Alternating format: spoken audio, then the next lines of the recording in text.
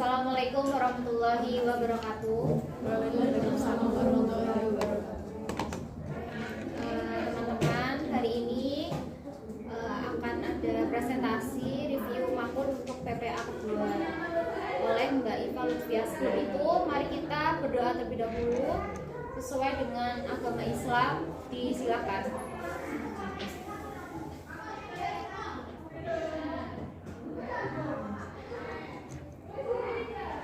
Selesai. Terima kasih teman-teman. Langsung saja ya. Kita silakan untuk Mbak Iva melakukan presentasi. Silakan Mbak Iva. Terima kasih, Meka. Bismillahirrahmanirrahim. Assalamualaikum warahmatullahi wabarakatuh. Yang terhormat Ibu Dr. Hamini MPD, beserta teman-teman kawan-kawanku mahasiswa PBG Prajabatan Gelombang 1 Universitas PGRI Semarang yang saya hormati dan saya banggakan.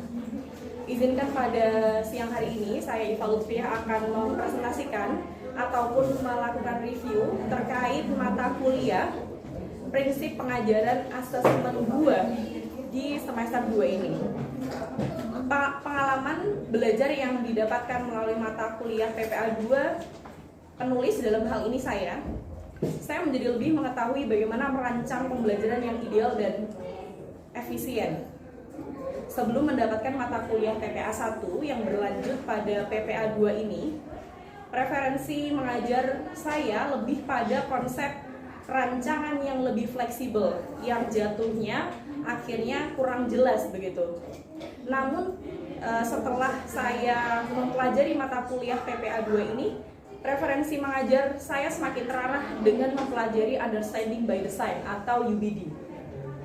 Bagaimana guru haruslah menentukan tujuan akhir pembelajaran terlebih dahulu, kemudian menentukan asesmen dengan memperhatikan tujuan pembelajaran, lalu menentukan pula langkah demi langkah proses pembelajaran tersebut, tentu dengan mempertimbangkan preferensi belajar peserta didik, kemudian minat dan sebagainya, bahkan sampai pada latar belakang peserta didik. Berkenaan dengan latar belakang peserta didik, dalam mata kuliah PPA 1 yang berlanjut pada PPA 2 ini, saya juga bersama teman-teman mempelajari tentang CRT atau Culturally Responsive Teaching, yang dimana pada izin saya zoom terlebih dahulu agar lebih memudahkan teman-teman, terlebih Ibu Ngatmini agar lebih jelas. Berkenaan dengan latar belakang peserta didik, ada CRT ini atau Culturally Responsive Teaching atau pembelajaran yang responsif terhadap budaya, yang tanggap budaya begitu. Dimana CRT ini hadir untuk perbedaan yang ada di dalam kelas itu menjadi harmonisasi dalam proses pembelajaran peserta didik, yang artinya peserta didik ini memiliki hak yang sama untuk berpendapat, eksplorasi diri, dan aktualisasi di dalam kelas. Selain CRT, saya juga mempelajari tentang PPA DAP ataupun Developmentally Appropriate Practice atau diferensiasi pembelajaran. Berdasarkan preferensi belajar ataupun minat atau hobi peserta didik, dalam hal ini dapat diimplementasikan melalui materi pembelajaran. Proses pembelajaran dapat pula diimplementasikan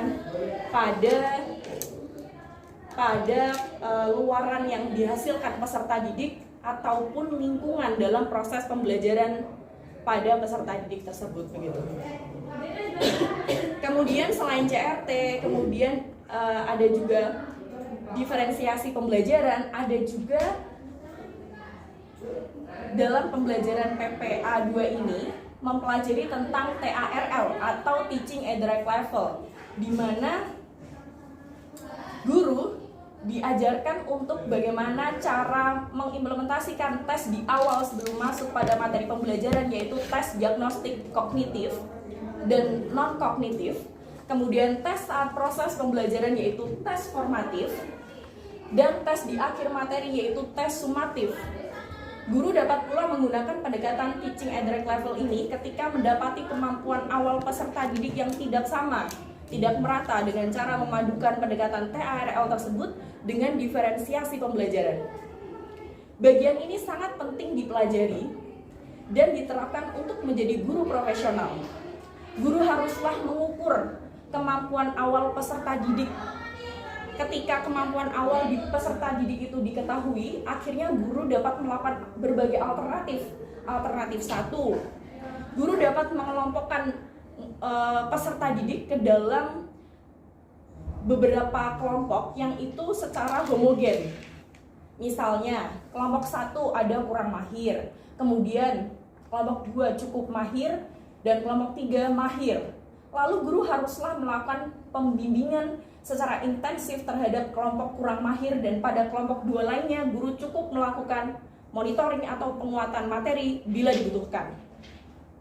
Itu untuk alternatif 1. Kemudian alternatif kedua, setelah guru mendapatkan hasil dari asesmen awal tadi, asesmen kognitif, diagnostik kognitif, kemudian guru dapat mengelompokkan peserta didik secara heterogen, dengan heterogen atau berbeda-beda begitu ya.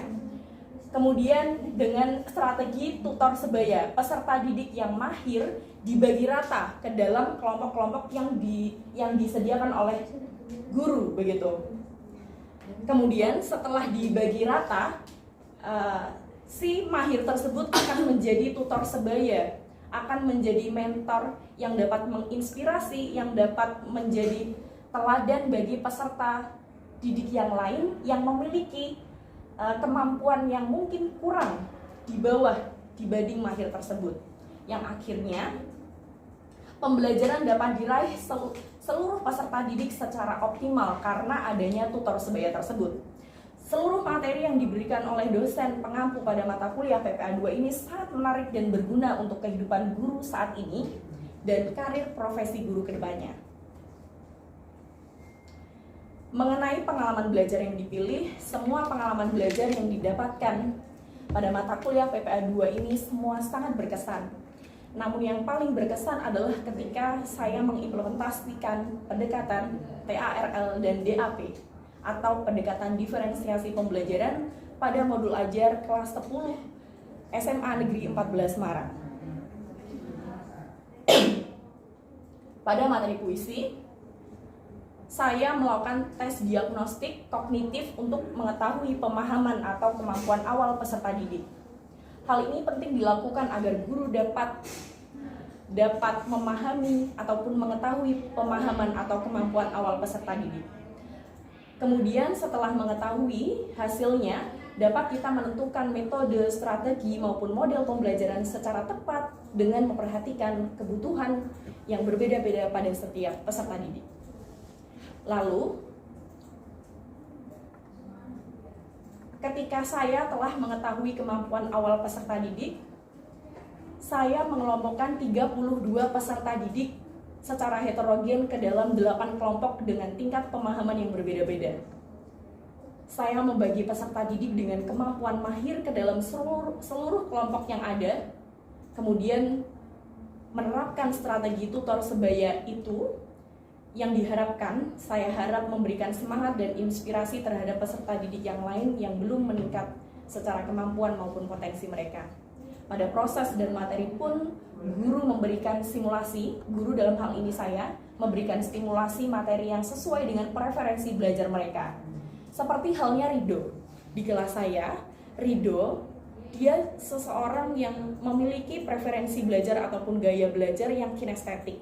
Pada mata pelajaran bahasa Indonesia materi puisi, saya minta untuk Rido maju. Saya memberikan ruang seluas-luasnya kepada Rido untuk dia mengekspresikan, mengaktualisasikan dirinya, bagaimana dia membaca puisi dengan segala. Ketika kita suka, ketika Rido suka, pasti dia memberikan yang terbaik. Itu preferensi belajar yang kinestetik. Preferensi belajar visual auditori terakomodir oleh saya saat itu di kelas dengan menampilkan contoh-contoh pembacaan puisi melalui LCD di kelas, begitu di depan kelas. Hal itu sangat berkesan bagi saya karena mereka dapat melakukan segala proses pembelajaran dengan penuh sukacita dan bahagia. Dan setelah mempelajari mata kuliah PPA 2 ini, artefak yang dapat saya lampirkan berupa modul ajar dengan pendekatan TARL dan diferensiasi pembelajaran. Keberpihakan saya sebagai calon guru profesional terhadap peserta didik terjawantahkan melalui serangkaian kegiatan pembelajaran yang bermakna sesuai dengan kodrat diri, kodrat alam, dan kodrat lahiriah, kodrat zamannya tentang preferensi belajar mereka, minat, dan pemahaman awal peserta didik. Ketika proses pembelajaran peserta didik, dia merasa bahagia, dia merasa meminati sesuatu hal, saya yakin bahwa saya pun menjadi guru akan lebih efektif untuk melakukan asesmen, untuk menindaklanjuti segala hasil yang mereka peroleh. Dan ini adalah lampiran mengenai modul ajar saya yang saya lampirkan pada artefak ini. Yang sudah saya jelaskan tadi bahwa saya memberikan banyak kemudahan ataupun hal-hal yang terkait memerdekakan peserta didik. Kemudian selanjutnya untuk pembelajaran bermakna yang saya dapatkan dari mata kuliah prinsip pengajaran dan asesmen 2 ini adalah ketika kita menjadi guru profesional haruslah kita merdeka sejak dari pikiran dan perbuatan, bahkan dimanapun dan kapanpun kita berada. Guru haruslah menjadi teladan baik di kelas maupun di luar kelas, dengan segala keterampilan pedagogis, keterampilan digitalisasi, keterampilan berbahasa, menulis, berbicara, dan merasa. Guru profesional juga harus dapat menciptakan ekosistem kelas yang membangun dan berpihak pada peserta didik, sehingga serangkaian proses belajar harus terukur dan berkualitas dengan segala asesmen awal, pertengahan, kemudian akhir, serta segala strategi dan model pembelajaran yang memerdekakan peserta didik agar peserta didik tumbuh dan berkembang menjadi manusia yang merdeka, bahagia, dan berguna bagi dirinya dan sesamanya. Itu beberapa hal review saya mengenai prinsip pengajaran dan asesmen 2 di semester 2 ini. Terima kasih kawan-kawan dan juga Ibu. Saya kembalikan kepada moderator Meika. Silakan. Baik, terima kasih Mbak Iva Lutfia atas pemaparan materi review mata kuliah PPA 2. Selanjutnya teman-teman kita memasuki sesi untuk tanya jawab maupun tanggapan terhadap presentasi Mbak Iva. Silakan teman-teman bisa menyampaikan. Pak tambahin. Atau enggak?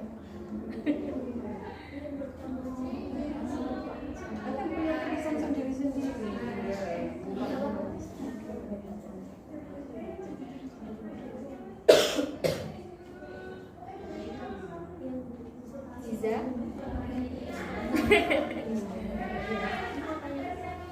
Oke, silakan Mbak Aziza. Terima kasih Mbak Meika. Di sini saya mau mengapresiasi dulu ya presentasinya Mbak Iva sangat lengkap. Kita seperti dibawa di seminar yang beneran seminar. Menarik sekali. Jam terbangnya Mbak Iva sudah tidak bisa mengikuti ya. Cuman di sini mau tanya, di PPA kan ada 2 pendekatan ya Mbak Iva, TRL sama CRT. Nah di sekolah Mbak Iva itu bukan CRT, diferensiasi. Oh iya. Menurut Mbak Iva itu yang lebih bisa diterapkan di sekolah itu yang lebih mana? Di sekolahnya Mbak Iva yang PPN. Gimana langsung boleh Mas.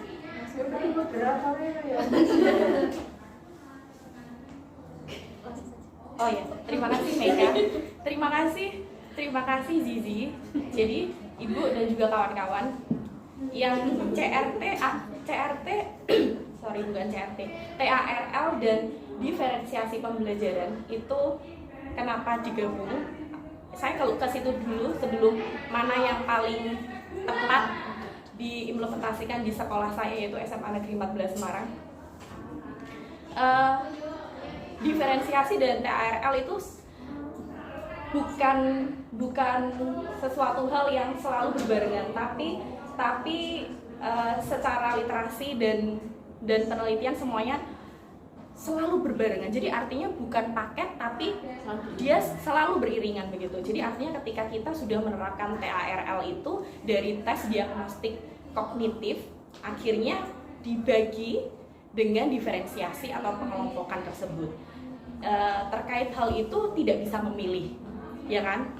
Tidak bisa memilih, itu sebetulnya jawaban saya. Tapi lebih dari itu, penerapan di SMA Negeri 14 Semarang, saya kenapa melakukan lebih dalam lagi, alternatif kedua yang saya pilih yaitu heterogen, karena saya melihat mahirnya peserta didik itu lebih banyak. Jadi akhirnya saya sebar dan saya tidak suka berdiam diri di satu tempat, dan akhirnya saya berkeliling untuk monitoring dan semacam penguatan materi begitu pada seluruh kelompok, 88 kelompoknya begitu, yang walaupun pada setiap kelompok itu ada peserta didik yang mahir begitu. Jadi artinya saya tidak bisa memilih dua itu karena dua itu beriringan begitu. Terjawab tidak sih? Dan kenapa begitu? Karena saya merasa bahwa ketika peserta didik itu ada satu yang menonjol, pasti dia akan merasa insecure atau merasa tidak percaya diri. Ketidakpercayaan diri itu, guru haruslah hadir menjadi mediator. Ketika guru dapat meleburkan rasa perbedaan itu, akhirnya nanti peserta didik yang tingkat pemahamannya kurang, dia akan termotivasi. Itu bagaimana caranya guru memotivasi, jangan justru malah menjatuhkan dan sebagainya begitu. Terima kasih Zizi, semoga terjawab. Terima kasih Mbak Iva. Terima kasih Mbak Iva atas penjelasannya. Zizi, bagaimana? Apakah sudah terjawab? Sudah Mbak. Sudah. Oke. Mungkin ada yang lain teman-teman? Mbak Nafis, Alma, Dia, Devi, Dev. Ini Mbak Devi tadi.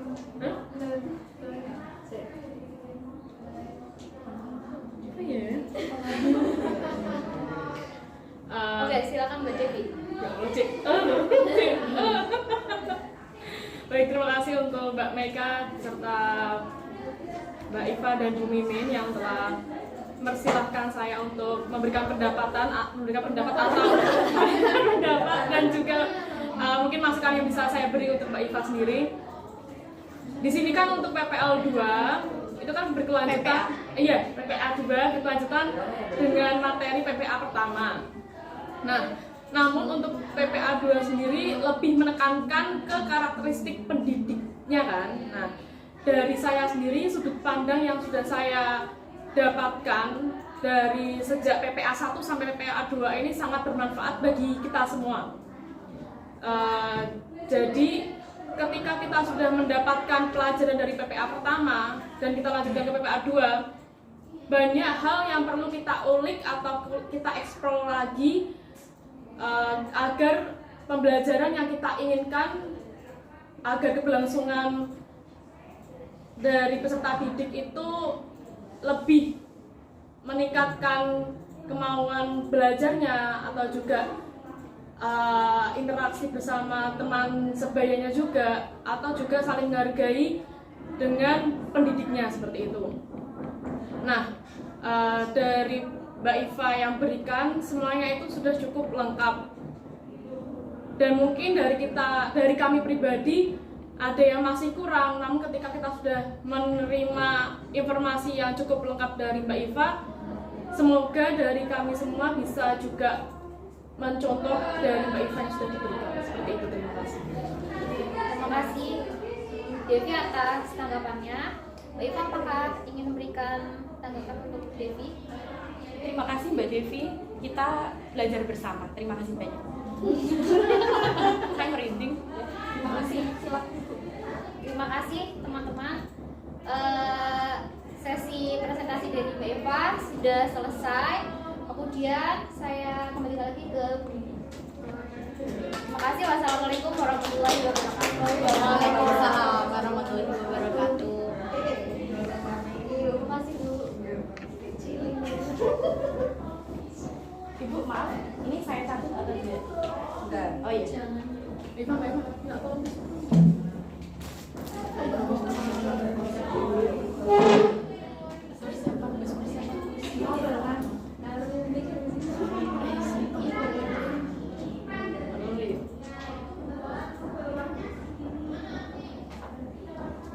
Kaitannya dengan tadi tutor sebaya ya. Seberapa peran tutor sebaya dalam proses pembelajaran? Tidak 100%, tapi dia bisa mewakili diri saya ketika saya di kelas, walaupun saya di kelas, tapi saya bisa membelah diri sampai pada kelompok lain. Walaupun tetap saya akan menguatkan materi mereka dengan saya berkeliling begitu.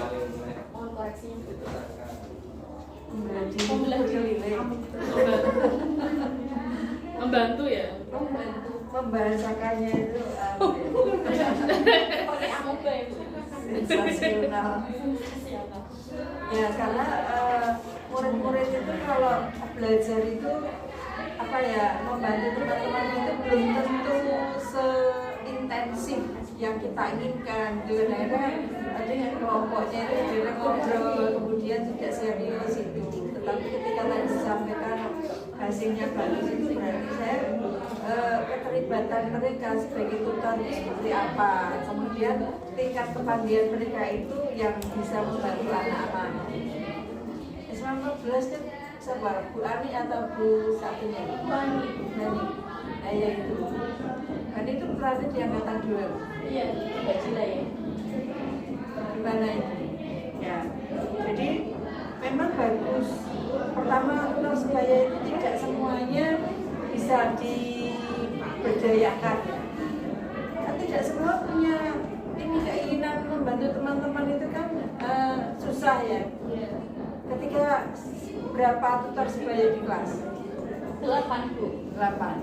Itu betul-betul yang bisa membantu teman-temannya. Iya, dan saya tuh ini boleh atau tidak, saya mau dikoreksi ya, Bu. Jadi saya bilang sama teman-teman yang 8 itu, Mak, kalian saya minta untuk kalian harus bisa gimana caranya teman-teman kalian itu semangat belajarnya kayak kalian. Jadi secara Di luar kelas. di luar kelas. Jadi secara tidak langsung mereka tuh sudah bahunya penuh dengan tanggung jawab dari saya. Biasanya Anak sulung ya, Pak. Jadi kalau misalnya sudah saya konfirmasi seperti itu, pasti kan dia akan bertanggung jawab. Oh, Pak, kasih tanggung jawab itu ke saya itu. Kalau saya Nah, itu kaitannya dengan assessment iya, dua. Apa? kaitannya saya mengimplementasikan itu tes diagnostik kognitif di awal, kemudian akhirnya menentukan metode model strategi dan sebagainya itu setelah mengetahui hasil dari tes diagnosa. Tes diagnostiknya ya. Iya. Ya. Kemudian pembelajaran bermakna ini kaitannya dengan makul lain apa? Ada makul itu Pak Muhajir, pemahaman peserta didik yang dia itu berkembang secara lahiriah, kodratiah gitu, Bu. Jadi yang memerdekakan peserta didik itu juga ada di pemahaman peserta didik. Terus apa lagi? Ada, saya bilang bahwa guru dengan keterampilan digitalisasi itu ada di mata kuliah teknologi dan pembelajarannya. Sekarang berarti kegiatan dengan apa? Mata kuliah apa? Kalau semester ini? Itu kan 2 ya, sudah 2 ya. Berarti kan semester 2. Itu PSE ya, PSE. Pembelajaran sosial, pembelajaran sosial emosional. Gimana hubungannya? Hubungannya adalah ketika peserta didik itu diberikan diberikan tanggung jawab lebih dan akhirnya dia bisa self awareness. Yang di situ kan ada 4 ya. Jadi Kaitannya dengan mata kuliah yang baru ini komputasional, bagaimana cara menyelesaikan masalah ini dengan efisien. Efisien itu tidak pasti harus menggunakan komputer, tidak harus menggunakan digitalisasi, tapi harus efisien. Akhirnya tujuan pembelajaran itu saya tentukan di awal, itu pun bagian dari computational thinking. tujuan di awal itu berkaitan dengan makul apa? PPK, pembelajaran kurikulum itu, pengembangan dan pembelajaran kurikulum. Perancangan dan pembelajaran kurikulum. Perancangan Dan pengembangan kurikulum. Oke. Ya ini lebih holistik ya penyampaiannya. Jadi nanti yang belum direvisi bisa sebelum diunggah. Kan unggahnya dari 1. Saudara tanggal 4 Maret terjun ke PPR. Ya, dulu maaf berarti seminar kami yang Maret itu Ibu. Seminar kita kelihatannya setelah PPL karena masih ada 1 makul yang belum direview. PPL 2 akan direview setelah PPL, jadi nanti setelah PPL itu ada pertemuan lagi sekali kalau tidak salah atau 2 kali.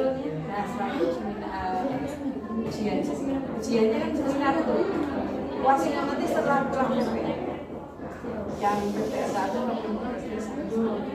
Oke, terima kasih Mbak Ivan. Terima kasih. Mantap, is the best. Kaitannya